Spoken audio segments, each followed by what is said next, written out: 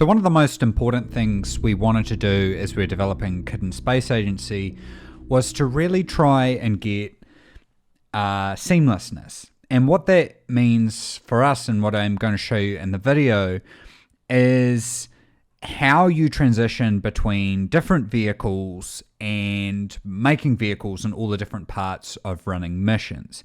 Part of this is to really make sure that you can jump to any vehicle you want, be able to control it, and have the simulation for all those vehicles running separate to the rendering. So if you think about your typical video game, say made in Unity, very much like Kerbal Space Program, how that vehicle is handled when you're close to it with the main camera is quite different than when it's farther away. So you'll see some people talk about online about this as the physics distance, or what's the physics distance, and all those kinds of questions.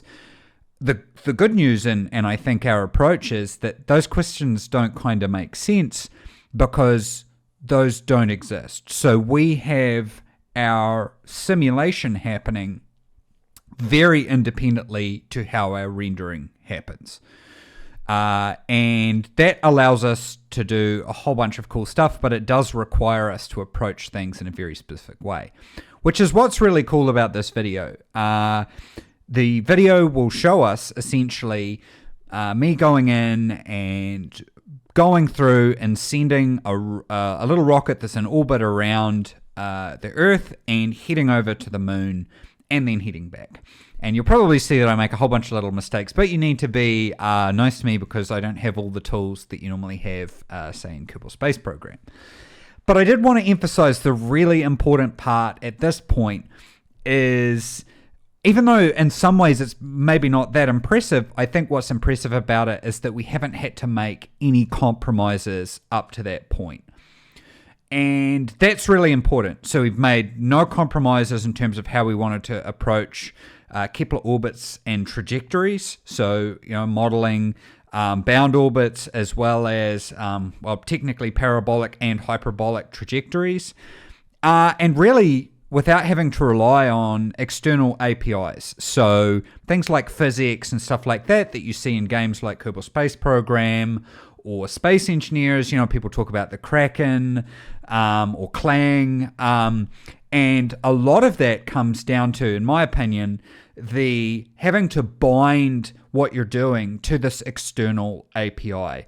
And that kind of means that you almost need to plug into what that external API is doing. And that, especially when you want to do things like time warp, that can result in really different outcomes than you want, resulting in things like Clang and the Kraken and stuff like that.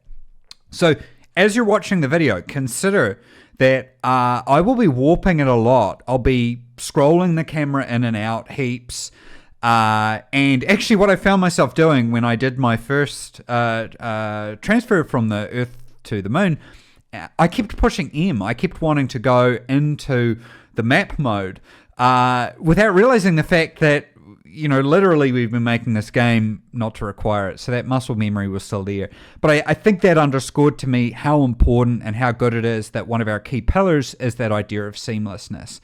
So you can have all these craft, thousands of different craft around, you can jump to them, you can do a mission, and you can have all of your simulation going on as well.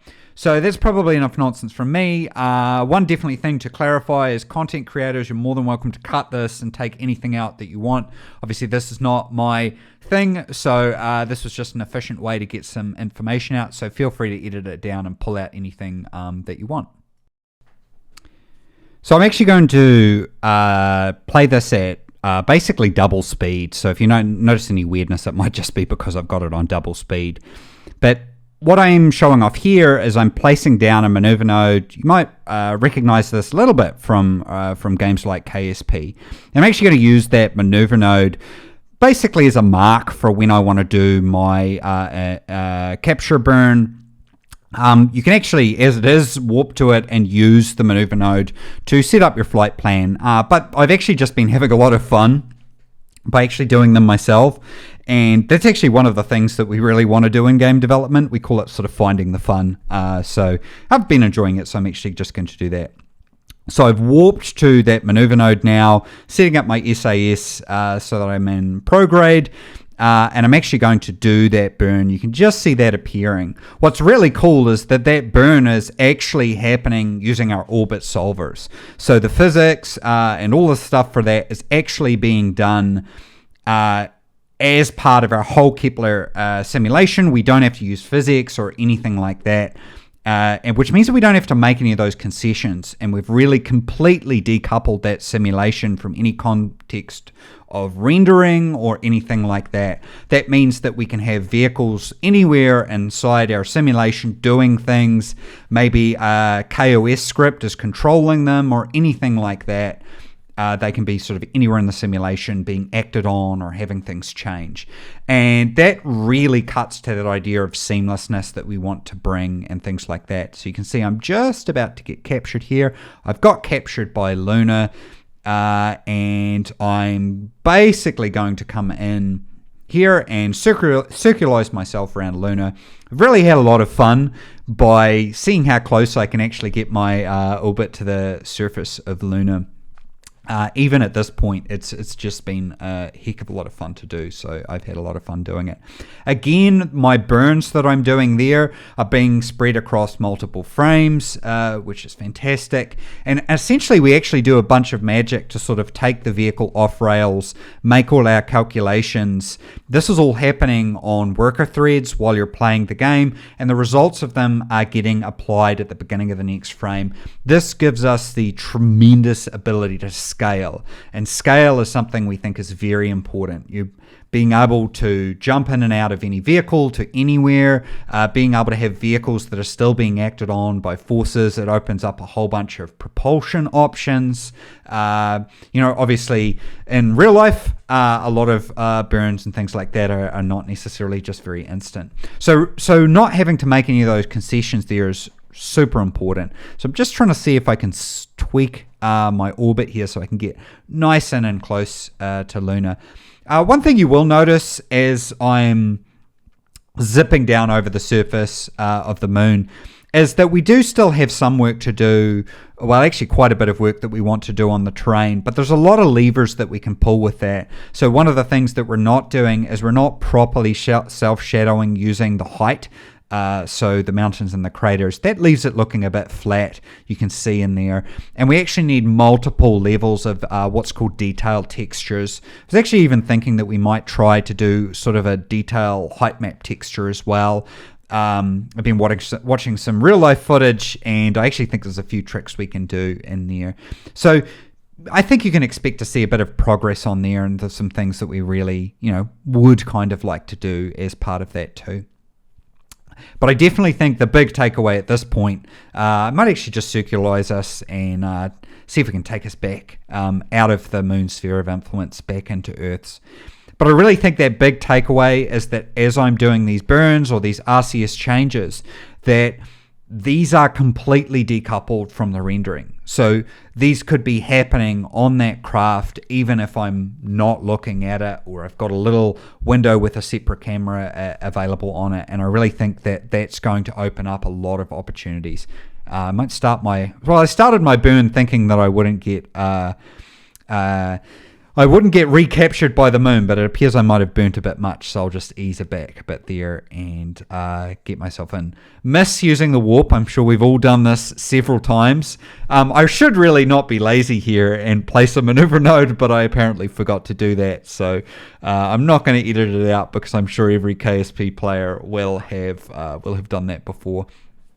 So at this point, I'm going to circularize myself around Earth. Again, just want to emphasize the really cool part of that is that physics is still being done by our orbit solver threads, and really is completely decoupled, and I don't have to be like in a sphere of influence around the vehicle or something like that. This time I'm going to be a little smarter, and I'm going to actually use a maneuver load. Look at that, I'm actually learning to warp to so that I can actually circularize myself nicely, basically around Earth. What I might do in some of our future videos as well is show off just doing this with a interplanetary transfer, which would be really cool. Although I think Jamie's actually working on some tools to maybe make that a bit easier, because for testing purposes, it's actually proving to be a little difficult.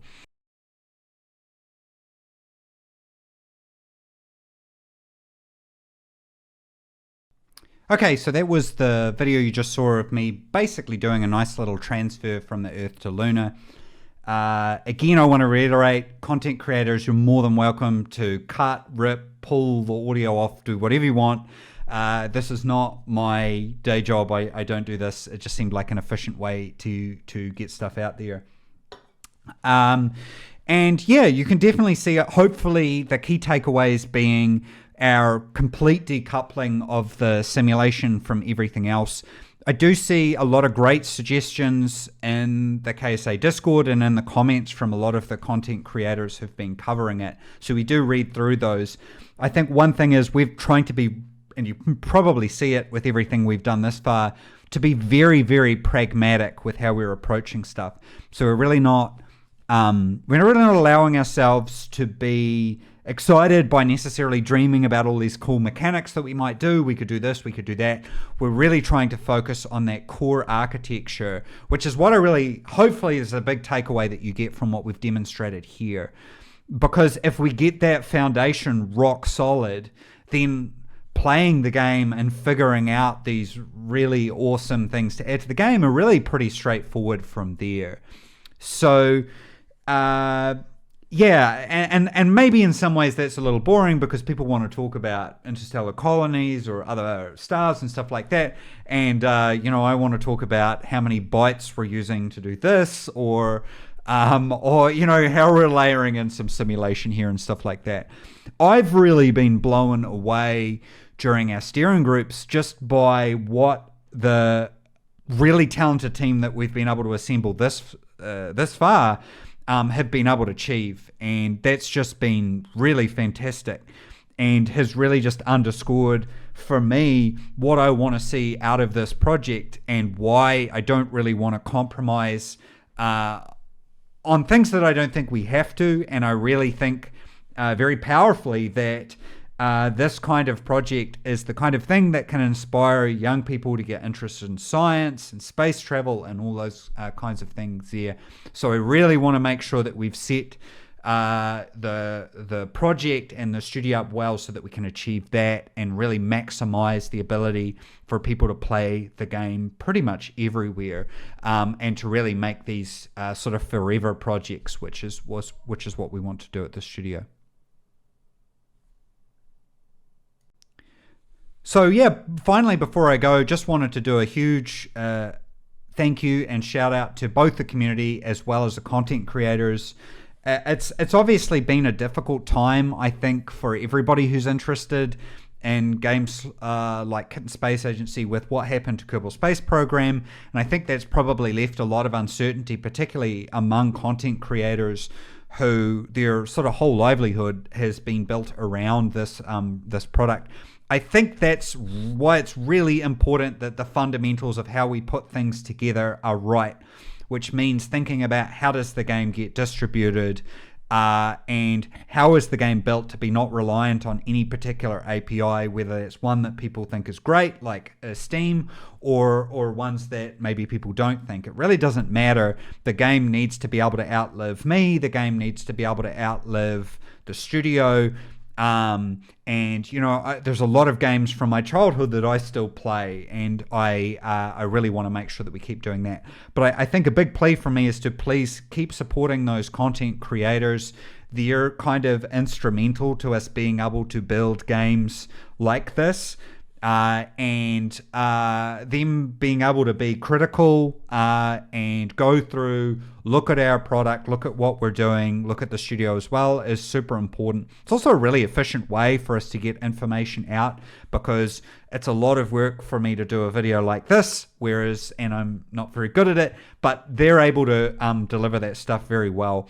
We will be doing a town hall on probably on Discord reasonably soon, so we'll announce details of that, and that will involve some live Q&As and stuff like that. I'm also going to try and make a bit of time available to any of the content creators who want to do some Q&As and stuff like that as well, because they tend to capture up a lot of the questions a bit better than me just trying to pick and choose stuff off Discord. But yes, thank you for watching, and hopefully we can get you some more exciting information soon.